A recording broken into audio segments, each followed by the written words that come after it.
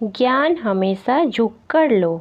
शास्त्रों में पारंगत एक विख्यात पंडित एक वृद्ध साधु के पास गया और बोला, महात्मा जी, मैं सत्य की खोज में हूँ, कृपया मेरा मार्गदर्शन करें। साधु ने पूछा, तुम कौन हो वत्स?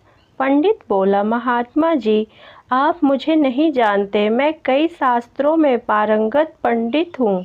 इस नगर में मेरी बड़ी प्रतिष्ठा है, किंतु सत्य खोज ना सका हूँ। आपसे ज्ञान प्राप्त करना चाहता हूँ ताकि सत्य को पा सकूँ।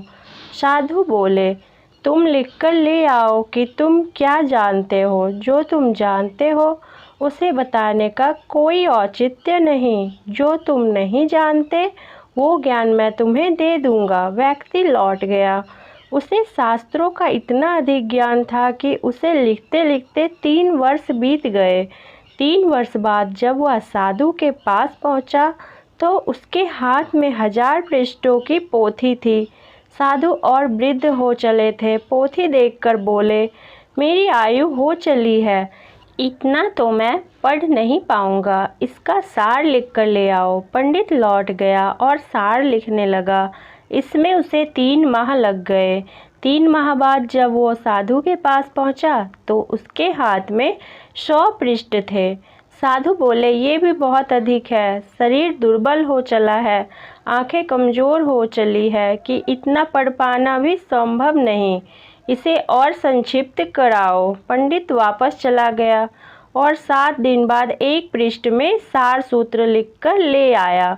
साधु मृत्यु शैया पर थे। पंडित ने वो एक पृष्ठ साधु की ओर बढ़ाया तो वे बोले, मैं तुम्हारी ही बाट जोह रहा था।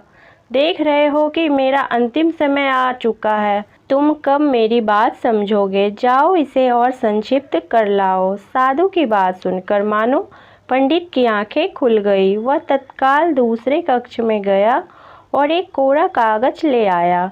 साधु मुस्कुराए और बोले, इस कोरे कागज का अर्थ है कि मैं कोरा हूँ, पूर्णतः खाली, अज्ञानी। अब तुम मेरा ज्ञान प्राप्त करने के योग्य हुए। शिष्य वह है जो गुरु के समक्ष ये भाव रखे कि वह कुछ नहीं जानता। जो सर्वज्ञाता हो उसे गुरु की क्या आवश्यकता। साधु ने उसे जीवन के सत्य का ज्ञान दिया और प्राण त्याग दिए। सीख मित्रों, ज्ञान सदा अज्ञानी बनकर ही प्राप्त किया जाता है। आपको ये ज्ञान हमेशा झुककर लो कहानी कैसी लगी? आप अपने कमेंट के द्वारा हमें अवश्य बताएं। ये कहानी पसंद आने पर लाइक और शेयर करें। ऐसी ही और वीडियो देखते रहने के लिए मेरे चैनल कहानी संसार को सब्सक्राइब कर लें। धन्यवाद।